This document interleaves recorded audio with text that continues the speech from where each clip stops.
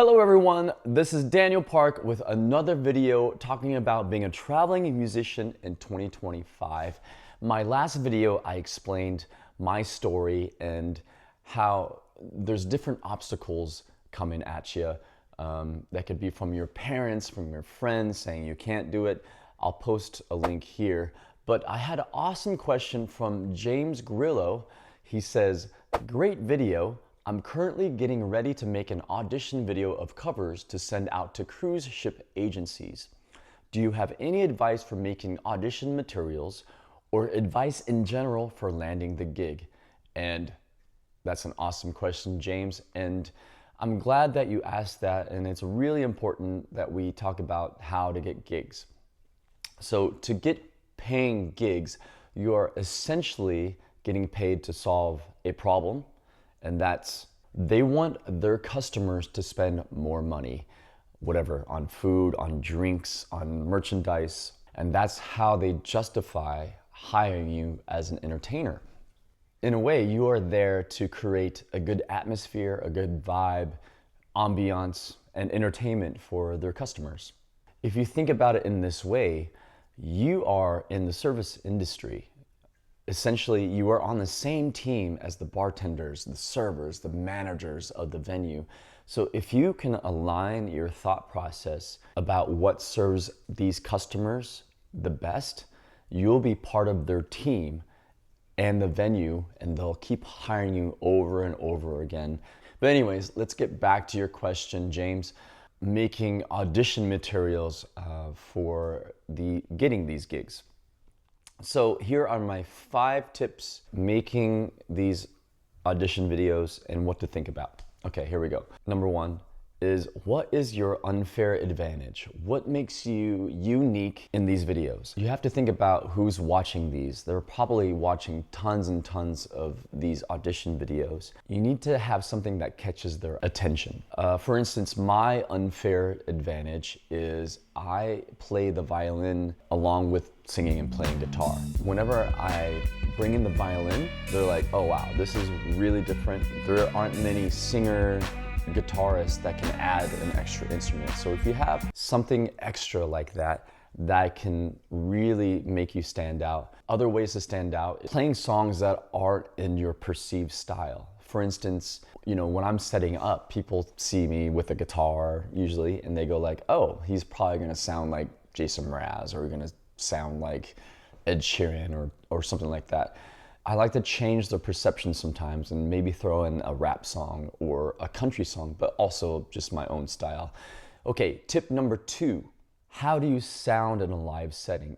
Because all these gigs are in front of a live audience, it would be good to showcase your material in front of a live audience.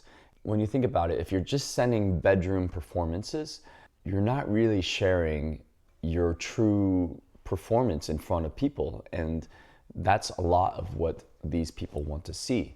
That would be very, very useful for these videos. And it's not just the music that you're playing, they want to capture your overall vibe and in between songs and how you interact with the crowd. Tip number 3, let's talk about consistent material. So usually when you're sending these videos, you're gonna have a link to more videos on your YouTube, on your Instagram, whatnot, your website.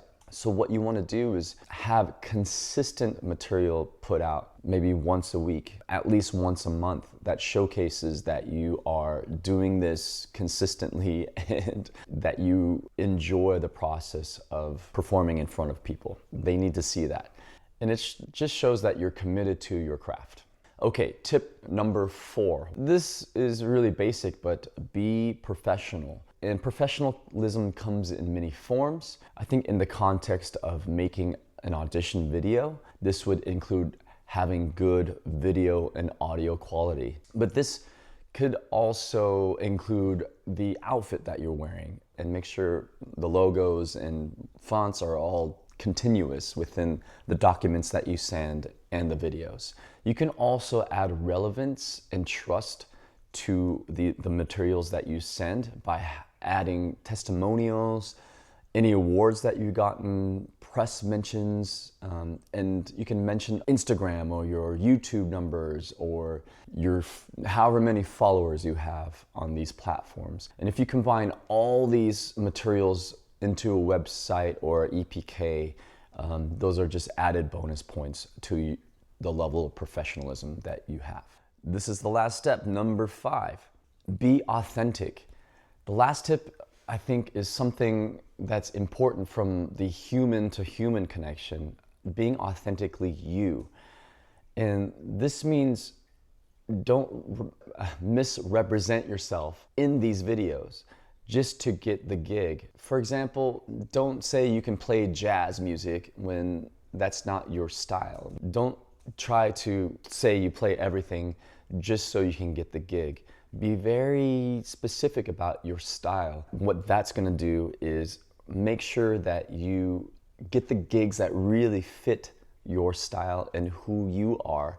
And so the venue will be happy, you will be happy, and it's a good fit. There's sometimes where even I will get to the venue and I'll play one test gig or whatever, and the venue and I decide that it's just not a good fit because of the customer base and who comes to those venues. Maybe the customers, will enjoy more country style music where maybe that's not my forte, or the customers enjoy more jazz where I don't really play jazz, I play more pop.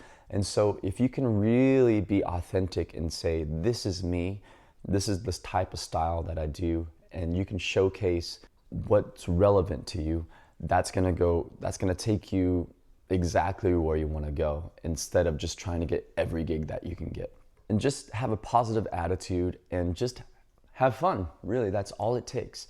And so I hope you enjoyed this video. James, thank you very much for this question. Add any more questions in the comments below for me, and I will answer them as best as I can.